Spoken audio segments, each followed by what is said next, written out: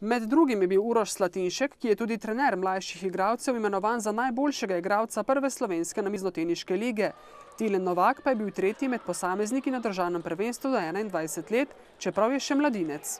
Veliko lažje je, če imaš število, iz tega števila lahko dobiš boljše igralce, ampak kot smo rekli, zaenkrat nas je malo, tam okrog 35 do 40, ampak kvaliteta je zelo dobra.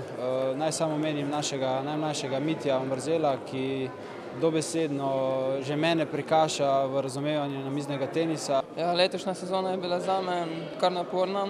Dosegel sem tudi kar veliko lepih rezultatov, še posebej na članskih turnirjih.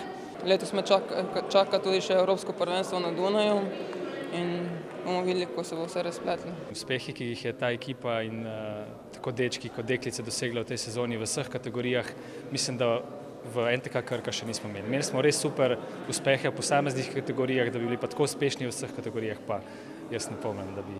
Misli vodilnih v klubu pa so že usmerjene v prihodnost. Cilji za prihodnje so enaki, želimo braniti naslov ekipnih državnih prvakov in pa v vseh ostalih ekipah posegati po vrhu, tako med posamezniki kot tudi ekipno. Sicer pa je ekipa novomeške Krke v prvi slovenski namiznoteniški ligi osvojila končno 3. mesto.